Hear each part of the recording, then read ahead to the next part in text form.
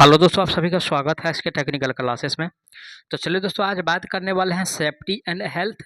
और safety and health का ही class 2 होगा, ठीक है ना। ये जो आज क्लास होने वाला है ये क्लास 2 होगा। इससे पिछला वाला वीडियो अगर नहीं देखे हैं आप लोग सेफ्टी एंड हेल्थ का, तो आप लोग प्लेलिस्ट में जाकर के वहाँ से चेक कर लीजिए, आपको सारा वीडियो मिल जाएगा।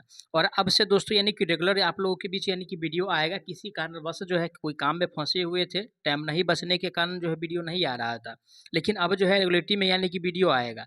सोच रहे हैं कि रीजनिंग और मैथ का भी वीडियो लाएँ, तो आप लोग जो है चैनल को ज़्यादा से ज़्यादा सपोर्ट करें और अपने दोस्तों तक वीडियो को ज़रूर शेयर कीजिएगा। तो चलिए, आज का सबसे पहला प्रश्न दिया है कि काम पर स्वास्थ्य और सुरक्षा नियंत्रण को निर्धारित करने वाला मुख्य कानून क्या है, ठीक है। यानी कि कोई भी जो नियम होता है, जो कानून बनाया गया था, ठीक है, जो कानून बनाया गया था यानी कि कार्य को लेकर के, तो उसमें यानी कि एक अधिनियम था, ठीक है। वो यानी कि अगर बात किया जाए दोस्तों, तो ये जो था दोस्तों यानी कि कार्य अधिनियम 1974, क्या था 1974, ठीक है। साथ ही साथ यानी कि स्वास्थ्य, और स्वास्थ्य के साथ साथ क्या, तो स्वास्थ्य के साथ साथ यानी कि सुरक्षा, ठीक है। ये दोनों पे यानी कि काफ़ी इसमें जो है यानी कि ध्यान दिया गया था। अब रही बात कि ये जो दर्शाता है दोस्तों, वो ऑप्शन कौन दर्शाता है, तो ए में जो दिया हुआ है कार्य अधिनियम 1974 में स्वास्थ्य और सुरक्षा, तो राइट आंसर इसका ऑप्शन ए सही हो जाएगा। और क्वेश्चन देखिए, जो क्वेश्चंस पूछ रहा है उसी प्रकार से यानी कि आंसर देना है। ऐसा ना कि क्वेश्चंस में ये कुछ पूछ रहा है और आंसर कुछ दे रहा है, ठीक है। तो यानी कि स्वास्थ्य और सुरक्षा को लेकर के यहाँ पे जो क्वेश्चंस पूछ रहा है, तो एक अधिनियम है 1974 में जो है स्वास्थ्य और सुरक्षा के बारे में यानी कि बताया गया है, ठीक है। चलिए आगे बढ़ते हैं, अगला प्रश्न पे चलते हैं। आज का अगला प्रश्न जो दिया हुआ है क्वेश्चंस में कह रहा है कि कार्य समय, ठीक है, नियमावली के तहत औसत प्रति सप्ताह कितने घंटे काम करने वाले कर्मचारी की आवश्यकता हो सकती है, ठीक है। तो इसका यानी कि औसत की अगर बात किया जाए तो कितना यानी कि आवर माना गया है, ठीक है। तो देखिए, अगर एक दिन, ठीक है, एक दिन में कितना यानी कि टोटल आवर होता है, तो एक दिन में यानी कि आवर की अगर बात किया जाए तो 24 होता है, ठीक है। यानी कि क्या होता है, यानी कि 12 घंटा का दिन और यानी कि 12 घंटा का यानी कि रात होता है। अगर दोनों को जोड़ते हैं तो 24 आ रहा है, ठीक है। क्या आ रहा है, तो 24 आ रहा है। अब रही बात औसत निकालना है, ठीक है, तो इसको यानी कि 2 से मल्टीप्लाई कर दीजिए, तो कितना हो जाएगा, 24 दूना 48 हो जाएगा, ठीक है। तो कर्मचारी की जो आवश्यकता होगा यानी कि सप्ताह, ठीक है, यानी कि औसत प्रति सप्ताह कितने घंटे काम करेंगे, तो 48 घंटे, ठीक है। प्रत्येक सप्ताह यानी कि 48 घंटे काम करेंगे, ठीक है ना। ऑप्शन किस में दिया है, ऑप्शन बी में दिया है। राइट आंसर की अगर बात किया जाए तो ऑप्शन इसका बी सही हो जाएगा, ठीक है। ए से कोई ताल्लुक ही नहीं है, ना डी से ताल्लुक है, ना यानी कि सी से ताल्लुक है, ठीक है। चलिए अगला प्रश्न आज का दिया हुआ है, क्वेश्चंस में कह रहा है कि निषेधात्मक चिन्ह का अर्थ क्या है, ठीक है। किसका, तो निषेधात्मक चिन्ह का, ठीक है, निषेधात्मक चिन्ह का। अब रही बात कि निषेधात्मक चिन्ह का यानी कि जो यानी कि निषेध नहीं करना, यानी कि ये जो फिगर जो दर्शाता है दोस्तों, ठीक है, यानी कि ये जो दिया हुआ है निषेधात्मक साइन, ये जो दर्शाता है उसके बारे में यानी कि बताना है, ठीक है। तो निषेधात्मक साइन जो दर्शाता है, ठीक है, ये दर्शाता है कि यानी कि ऐसा न करने को दर्शाता है, ठीक है, ऐसा नहीं करने को, ठीक है, ऐसा नहीं करने को यानी कि दर्शाता है। ऑप्शन भी पढ़ेंगे, तो ऑप्शन ए में जो दिया हुआ है संकट अथवा भय का सावधान, तो ये नहीं बताता है, ठीक है। ऑप्शन एक कैंसिल हो गया। बी में दिया है ऐसा न करने को दर्शाता है, तो यानी कि ये जो दर्शाता है ऐसा नहीं करने को दर्शाता है, ठीक है, ऐसा नहीं करने को दर्शाता है, जो कि बी में दिया है। करेक्ट आंसर की बात किया जाए तो ऑप्शन जो होगा इसका राइट बी सही हो जाएगा। जबकि इसका जो यानी कि आकार जो होता है दोस्तों, वो यानी कि वृत्त के आकार का होता है, यानी कि पूरा गोलाकार होता है। क्या होता है, यानी कि गोला का आकार होता है, ठीक है, यानी कि गोलाकार होता है, जो कि ऑप्शन यानी कि बी में दिया हुआ है। निषेधात्मक चिन्ह जो है ऐसा न करने को दर्शाता है, इसलिए जो राइट आंसर होगा इसका यानी कि बी सही हो जाएगा, ठीक है। चलिए आगे बढ़ते हैं, अगला प्रश्न दिया हुआ है कि अनिवार्य चिन्ह की पृष्ठभूमि होती है, किसका, तो अनिवार्य चिन्ह का। अब रही बात कि अनिवार्य चिन्ह क्या है, ठीक है, तो अनिवार्य चिन्ह की अगर पृष्ठभूमि की अगर बात किया जाए, ठीक है, अगर अनिवार्य चिन्ह की पृष्ठभूमि की बात किया जाए, ठीक है, तो इसका जो यानी कि साइन जो होता है ये भी यानी कि गोलाकार होता है। कैसा होता है, गोलाकार होता है। साथ ही साथ अगर बात किया जाए तो इसका जो पृष्ठभूमि होता है जो दोस्तों, ठीक है, इसका जो पृष्ठभूमि होता है अनिवार्य चिन्ह का, वो आपको यानी कि नीला होता है। क्या होता है? देखिए नीला होता है, ठीक है, नीला होता है। साथ ही साथ पृष्ठभूमि पर सफ़ेद यानी कि चिन्ह छपा होता है। ये जो होगा दोस्तों यानी कि नीला होगा, और इसके जो पृष्ठभूमि है उसके ऊपर यानी कि सफ़ेद है ना, सफ़ेद रंग का है ना, सफ़ेद रंग का जो फिगर होता है वो यानी कि छपा रहता है। अब रही बात ऑप्शन किस में दिया हुआ है, नीला पृष्ठभूमि पर सफ़ेद, तो ऑप्शन सी में दिया है।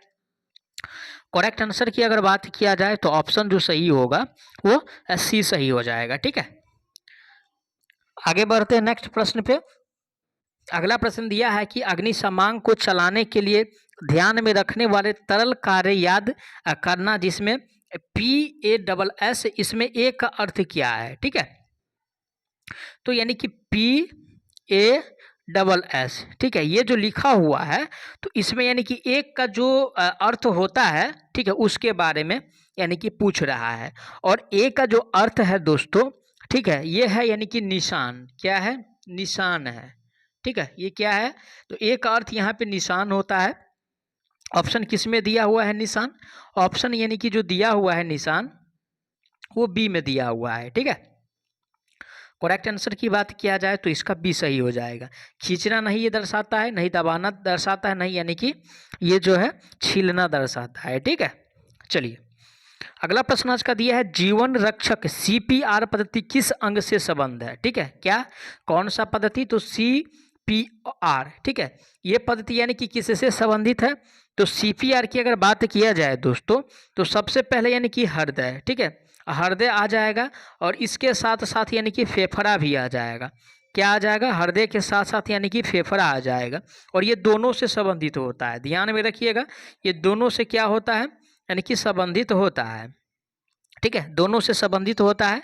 ए में तो हृदय दिया है, बी में यानी कि फेफड़ा दिया हुआ है, तो मस्तिष्क से कोई संबंध नहीं है CPR का। और ये जो राइट आंसर जो होगा इसका, है ना, इसका जो राइट आंसर होने वाला है वो यानी कि डी सही हो जाएगा। क्या सही हो जाएगा? डी सही हो जाएगा, क्योंकि डी में जो दिया हुआ है ए और बी यानी कि दोनों दिया हुआ है ना।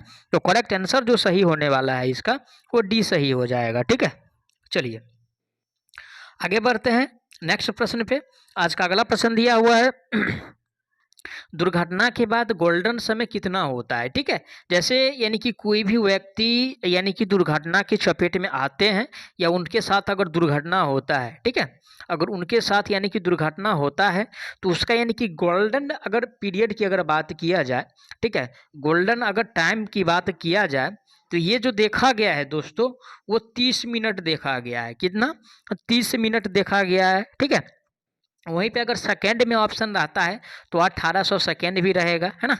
तो आप लोग को कंफ्यूज नहीं होना है, क्योंकि एक यानी कि जो घंटा होता है, ठीक है, यानी कि एक जो आवर होता है, यहाँ पे लिख रहे हैं, समझने का आप लोग प्रयास कीजिएगा। एक यानी कि जो आवर होता है उसमें यानी कि टोटल यानी कि 3600 सेकेंड होता है। कितना? तो आधा घंटा पूछ रहा है तो 1800 सेकेंड हो जाएगा। ऑप्शन बन सकता है, इस पर भी क्वेश्चंस बना सकता है, क्योंकि ये सब तो यानी कि बुक में दिया हुआ है। एग्जामिनर मन का यानी कि काम ही है क्या? यानी कि बच्चों को फंसाना। और किस तरह से बच्चे फंसेंगे आप समझ सकते हैं। अगर मीटर में ये दिया हुआ है, अगर यहाँ पर 1800 सेकेंड है, तो अगर इस प्रकार से दिया रहता है तो बहुत बच्चा क्या होता है कि वो फंस जाता है ना। तो 30 मिनट रखा गया है, जो कि ऑप्शन सी में दिया है 30 मिनट। करेक्ट आंसर की अगर बात किया जाए तो राइट आंसर जो होगा इसका यानी कि सी सही हो जाएगा, ठीक है। क्या? तो सी सही हो जाएगा। अब चलिए अगला प्रश्न आज का दिया हुआ है कि विद्युत धारा से झटके के लिए कौन सा कारक जिम्मेदार है, ठीक है। यानी कि धारा से जो झटका लगता है, यानी कि विद्युत धारा से, तो कौन जिम्मेदार होता है। अगर धारा से जब झटका लगता है दोस्तों तो उससे होकर जो आवेश प्रवाहित होता है, ठीक है, उस पे यानी कि सबसे ज़्यादा जो जिम्मेवारी है वो उसी पे होता है, ठीक है। यानी कि आवेश पे यानी कि सबसे ज़्यादा जिम्मेवारी होता है।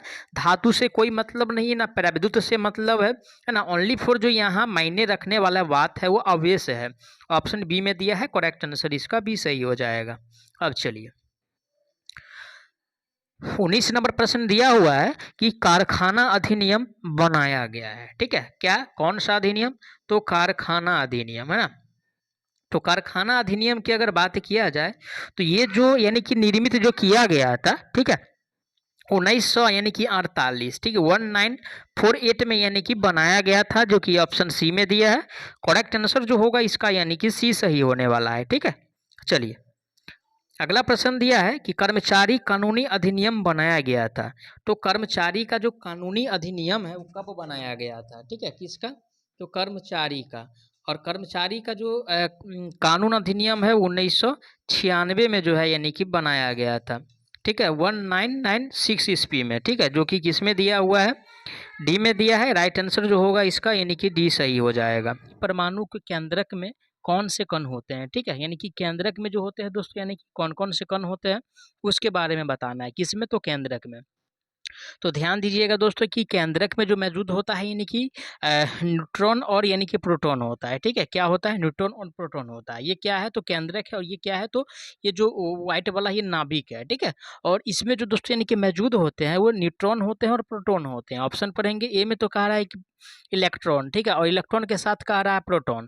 तो प्रोटॉन तो होता है लेकिन इलेक्ट्रॉन नहीं होता है, तो ऑप्शन ए क्या हो जाएगा, पहला ऑप्शन गलत हो जाएगा। बी में जो दिया हुआ है प्रोटॉन दिया हुआ है और न्यूट्रॉन दिया हुआ है, राइट आंसर जो होगा इसका बी सही हो जाएगा, ठीक है। जबकि सी में जो दिया हुआ है पॉजिट्रॉन दिया हुआ है, क्या दिया हुआ है भाई, तो पॉजिट्रॉन और इलेक्ट्रॉन भी नहीं होता है, ना इलेक्ट्रॉन और न्यूट्रॉन होता है, ठीक है ना। सी ऑप्शन सही होगा ना डी होगा। ओनली फॉर जो राइट आंसर दिया हुआ है ऑप्शन बी में दिया है, करेक्ट आंसर जो होगा इसका बी सही हो जाएगा, है ना। चलिए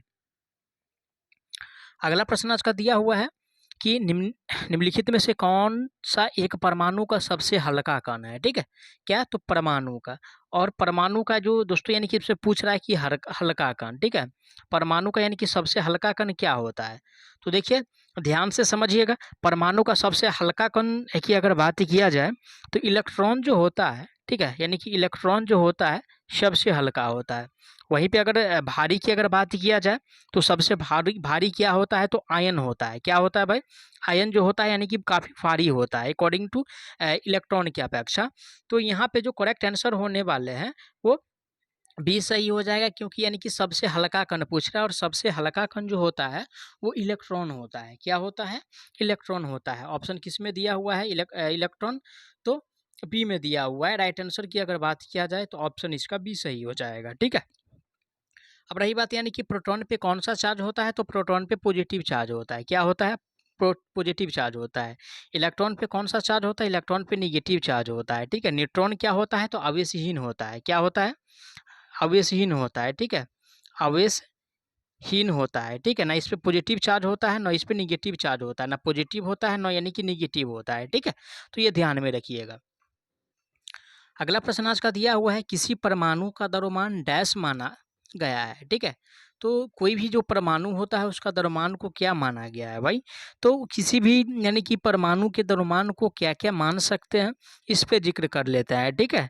तो ए में जो दिया हुआ है वो कह रहा है कि सिर्फ न्यूट्रॉन का भार होता है, तो इसमें न्यूट्रॉन का भार नहीं, इसमें न्यूट्रॉन के साथ साथ यानी कि प्रोटॉन का भार होता है, क्योंकि नाभिक का यानी कि इससे पहले भी यानी कि जिक्र कर चुके हैं कि नाभिक में दोस्तों यानी कि एन और यानी कि पी होता है। कहने का मतलब एन का मतलब यानी कि न्यूट्रॉन, ठीक है, न्यूट्रॉन, और पी का मतलब क्या हो गया, यानी कि प्रोटॉन, ये मौजूद होता है। जब ये दोस्तों यानी कि मौजूद होता है तो ये तो दोनों हुआ, इसमें तो दोनों का भार होगा, इसका भी यानी कि भार होगा, ठीक है, इसका भी भार होगा, और प्लस में यानी कि प्रोटॉन जो है इसका भी यानी कि भार होगा। कहने का मतलब इस दोनों का भार होगा, और जब इस दोनों का भार होगा तो ऑप्शन वैसा होना चाहिए। तो ए में कह रहा है सिर्फ न्यूट्रॉन का भार, तो सिर्फ न्यूट्रॉन का भार तो नहीं होता है। बी में कह रहा है कि न्यूट्रॉन और प्रोटॉन का भार, तो यानी कि दोनों का भार होता है। तो राइट आंसर जो होने वाला है दोस्तों ऑप्शन इसका जो सही होगा वो बी सही हो जाएगा। क्या सही हो जाएगा, राइट आंसर जो सही हो जाएगा वो बी सही हो जाएगा। जबकि सी में जो कहा रहा है कि इलेक्ट्रॉन, तो इलेक्ट्रॉन का कोई जिक्र है ही नहीं, क्योंकि यानी कि जो परमाणु होता है उसमें यानी कि इलेक्ट्रॉन का कोई जिक्र है ही नहीं, यानी कि इलेक्ट्रॉन मौजूद नहीं होता है, ओनली फॉर न्यूट्रॉन होता है और प्रोटॉन होता है। रही बात डी में तो कह रहा है कि इलेक्ट्रॉन, तो प्रोटॉन तो होता है, साथ ही साथ न्यूट्रॉन होता है, लेकिन इसमें जो जोड़ दिया है इलेक्ट्रॉन, तो इसलिए यानी कि डी भी ऑप्शन नहीं होगा। ओनली फॉर राइट आंसर जो होगा बी सही हो जाएगा, ठीक है। चलिए अगला प्रश्न आज का दिया है कि दो आवेश के बीच की दूरी दुगुना हो जाए तो आवेश के मध्य लगने वाला बल डैश गुना हो जाता है, ठीक है। तो देखिए इसमें क्या होता है, जब दो आवेश यानी कि Q1 और इंटू Q2 बट्टा में क्या लिखना है भाई, आर स्क्वायर लिखना है, एफ बराबर, ठीक है। तो ये फॉर्मूला होता है, Q1 इंटू Q2 बट्टा क्या होता है, आर स्क्वायर होता है। अब रही बात क्या कह रहा है, दो आवेश के बीच की दूरी को दुगुना कर दे, चलिए इसको क्या किया जाए, यानी कि दोगुना कर देते हैं, इसको भी दोगुना और इसको भी दोगुना, ठीक है। तो क्या हो जाएगा, तो सबसे पहले यानी कि एफ जो होगा, क्योंकि इस दोनों का जो एफ जो होता है Q1 इंटू Q2 का समानुपाती होता है। क्या होता है, समानुपाती होता है। अब यानी कि जब ये 2 हुआ और ये 2 हुआ तो 4 ना हो गया, और जब 4 हो गया दोस्तों तो क्या होगा, तो सबसे पहले 4 वाला ऑप्शन ढूंढेंगे। और देखिए ऑप्शन बी में कह रहा है 2 बढ़ जाएगा और ऑप्शन सी में कह रहा है कि 2 घट जाएगा, तो 2 वाला तो होगा नहीं, क्योंकि 4 आगे 1 तो मिल रहा है। अब चलिए आगे क्या दिया हुआ है, तो मध्य लगने वाला बल 4 गुना हो जाता है, ठीक है। 4 गुना क्या होता है, यानी कि घट जाता है। क्या होगा, घट जाता है, क्योंकि यानी कि आर स्क्वायर होता है नीचे में। तो घटने वाला जो ऑप्शन दिया हुआ है क्या कर रहा है दोस्तों, फिर से पढ़ेंगे। दो आवेश के बीच की दूरी दुगुनी हो जाए तो आवेश के मध्य लगने वाला बल डैश गुना हो जाता है। तो देखिए यहाँ तो स्पष्ट है, ठीक है, यहाँ से तो स्पष्ट नजर आ रहा है। तो नजर ये आ रहा है कि 4 गुना जो होगा वो घट जाएगा, ठीक है, जो कि ऑप्शन यानी कि किस में दिया हुआ है, 4 गुना घटने वाला, तो ऑप्शन डी में दिया है, ठीक है। करेक्ट आंसर की बात किया जाए तो राइट आंसर जो होगा डी जाएगा, है ना, ठीक है। चलिए आगे बढ़ते हैं। अगला प्रश्न दिया हुआ है, ध्यान से समझिएगा।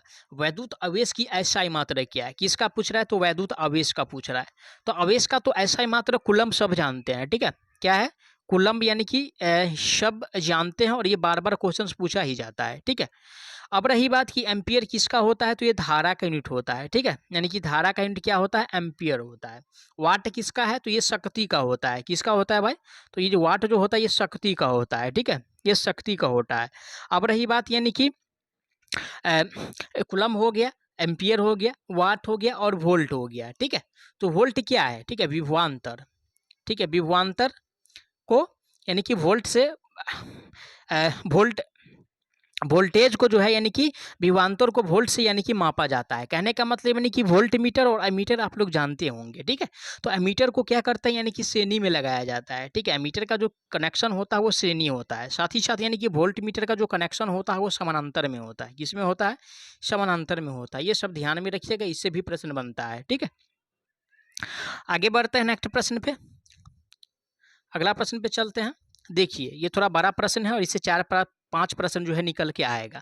पहला क्या है, इलेक्ट्रॉन निम्न मिलान कीजिए। तो देखिए इलेक्ट्रॉन, प्रोटॉन और न्यूट्रॉन 3 होता है, और यानी कि इसका खोज करता कौन कौन है भाई, वो जानना है। तो सबसे पहले क्या लिखा हुआ है, इलेक्ट्रॉन लिखा हुआ है, इलेक्ट्रॉन लिखा हुआ है, ठीक है। उसके बाद क्या, प्रोटॉन लिखा हुआ है, ठीक है। उसके बाद क्या लिखा हुआ है, न्यूट्रॉन लिखा हुआ है, ठीक है, न्यूट्रॉन लिखा हुआ है। तो सबसे पहले समझेंगे इलेक्ट्रॉन का खोज करता है कौन। तो देखिएगा ध्यान से समझिएगा, इलेक्ट्रॉन की खोजकर्ता की अगर बात किया जाए दोस्तों, तो इलेक्ट्रॉन का जो खोज करता है, ठीक है ना, इलेक्ट्रॉन का जो खोज करता है वो है आपको यानी कि जे थॉमसन। क्या है, जे यानी कि थॉमसन, ठीक है। चलिए उसके बाद प्रोटॉन आता है। तो प्रोटॉन का खोजकर्ता कौन है, ठीक है, प्रोटॉन का खोजकर्ता कौन है, तो प्रोटॉन का जो खोजकर्ता है दोस्तों वो रदरफोर्ड है। क्या है, रदरफोर्ड है, ठीक है, रदरफोर्ड है, ठीक है। अब एक बचता है न्यूट्रॉन का। तो न्यूट्रॉन का क्या हो जाएगा, जेम्स चैडविक हो जाएगा, ठीक है, चैडविक हो जाएगा, ठीक है, चैडविक हो जाएगा। तो यहाँ पे समझिए न्यूट्रॉन का कौन है, जेम्स चैडविक है। प्रोटॉन का कौन है, तो प्रोटॉन का जो दोस्तों खोज करता है वो रदरफोर्ड है, ठीक है। और इलेक्ट्रॉन का खोज करता कौन है, तो इलेक्ट्रॉन का खोज करता यानी कि जे थॉमसन है। कहने का मतलब एक का जो हो रहा है वो 2 हो रहा है, ठीक है, एक का 2, ठीक है। उसके बाद बी का जो हो रहा है वो, बी का जो हो रहा है वो 3 हो रहा है, ठीक है। और सी का जो हो रहा है कितना हो रहा है, तो सी का जो हो रहा है वो 1 हो रहा है, ठीक है। तो ये क्रम है, ऑप्शन किस में दिया हुआ है, तो ये जो दिया हुआ है ए का 2, बी का 3 और सी का 1, यानी कि ऑप्शन ए ही में दिया हुआ है, ठीक है। किस में दिया हुआ है, ए ही में दिया हुआ है। राइट आंसर की बात किया जाए तो ऑप्शन जो होगा इसका ए सही हो जाएगा, ठीक है ना, ये सही हो जाएगा। चलिए आगे बढ़ते हैं, अगला फिर से प्रश्न है, ठीक है। अगला प्रश्न दिया हुआ है कि निम्न निम्न का मिलान कीजिए, ठीक है, कण है और आवेश है। तो सबसे पहले यानी कि प्रोटॉन पे क्या होता है, पॉजिटिव चार्ज होता है, ठीक है, प्रोटॉन पे यानी कि पॉजिटिव चार्ज होता है। तो पॉजिटिव चार्ज जो होता है तो इसका वैल्यू जो होता है 1.6 × 10⁻⁻19 कूलम होता है, ठीक है, ये होता है प्रोटॉन का। वहीं पे इलेक्ट्रॉन यहाँ पे लिखते हैं, इलेक्ट्रॉन की अगर बात किया जाए तो इसका जो चार्ज होता है -1.6 × 10⁻⁻19 कूलम होता है, ठीक है। 2 का तो आ गया। अब यानी कि तीसरा जो है दोस्तों यहाँ पे जो आता है वो न्यूट्रॉन आता है।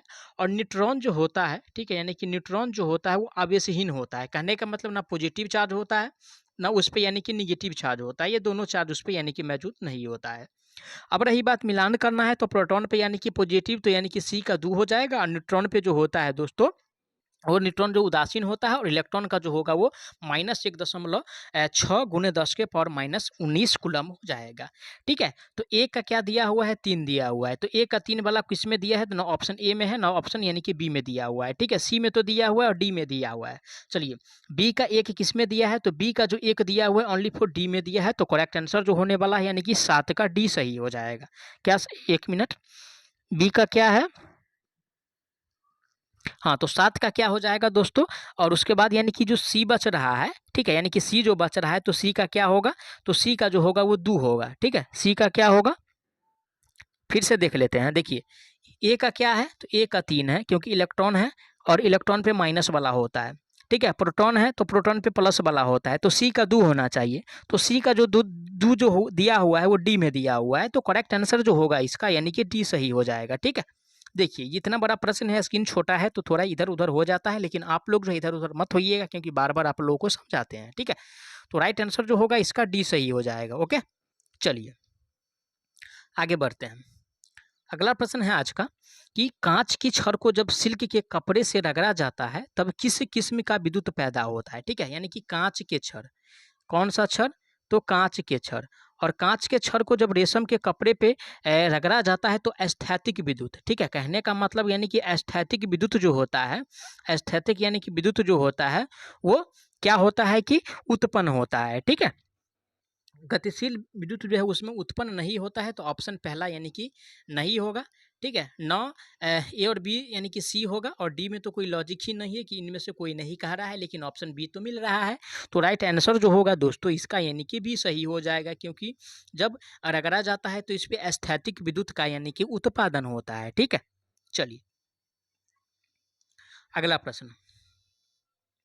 अगला प्रश्न आज का दिया हुआ है 1 कूलम डैश के बराबर है। ठीक है, 1 कूलम, ठीक है, एक सी लिख देते हैं, और 1 कूलम बराबर जो होता है 6.25 × 10⁻⁻, यानी कि 18 इलेक्ट्रॉन होता है। क्या होता है, 18 इलेक्ट्रॉन होता है। ऑप्शन किस में दिया हुआ है, तो ए में जो दिया हुआ है 6.25 तो दिया हुआ है, लेकिन 10⁻12 दिया हुआ है इलेक्ट्रॉन, तो ये नहीं होगा ना, 10⁻10 इलेक्ट्रॉन होगा ना 10⁻15 इलेक्ट्रॉन होगा, ये जो होने वाला है। ठीक है ना, ये जो होगा दोस्तों 10⁻25 × 10⁻18 इलेक्ट्रॉन होगा, जो कि ऑप्शन डी में दिया है। करेक्ट आंसर जो होगा ऑप्शन इसका डी सही हो जाएगा, और ये काफ़ी इंपॉर्टेंट है, इससे दोस्तों न्यूमेरिकल भी कुछ पूछा जाता है। ठीक है, और कूलम का वैल्यू दे करके, और साथ ही साथ ये ऑब्जेक्टिव में तो आता ही आता है। ठीक है, तो इसको मिस करके नहीं जाना है। अगला प्रश्न दिया हुआ है कि एक इलेक्ट्रोस्टैटिक यूनिट का मान होता है। ठीक है, किसका, तो एक इलेक्ट्रोस्टैटिक का, एक इलेक्ट्रोस्टैटिक, और इलेक्ट्रोस्टैटिक का जो वैल्यू होता है दोस्तों, ठीक है, एक इलेक्ट्रोस्टैटिक का जो वैल्यू होता है वो होता है 3.33 और गुने 10⁻⁻10 सी होता है। सी का मतलब यानी कि कूलम होता है।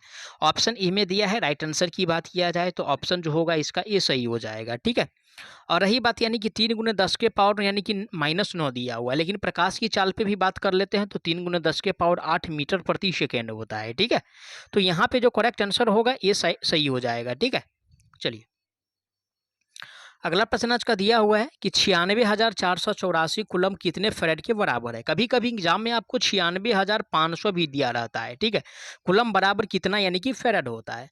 तो देखिए या ये दे, ठीक है, एग्जाम में, या ये दे एग्जाम में। ठीक है, दोनों का जो आंसर होने वाला है एक फैराड होने वाला है। क्या होने वाला है, एक फैराड होने वाला है। ठीक है, जो कि ऑप्शन यानी कि बी में दिया है। करेक्ट आंसर की बात किया जाए तो राइट आंसर इसका भी सही हो जाएगा। ठीक है, तो चलिए अगला प्रश्न पे फिर से बात कर लेते हैं। अगला प्रश्न क्या है, अगला प्रश्न दिया हुआ है कि माध्यम की विद्युतशीलता एप्सिलॉन की इकाई क्या है। ठीक है, तो एप्सिलॉन का जो वैल्यू होता है वर्ग कूलम पर न्यूटन गुने मीटर होता है। ठीक है, वर्ग कूलम, ठीक है, वर्ग कूलम प्रति न्यूटन मीटर होता है। ठीक है, न्यूटन गुने वर्ग मीटर होता है। ऑप्शन किस में दिया हुआ है, ऑप्शन यानी कि ए में दिया है। करेक्ट आंसर की बात किया जाए तो राइट आंसर जो होगा ऑप्शन इसका ए सही हो जाएगा। ठीक है, क्या सही हो जाएगा, ए सही हो जाएगा।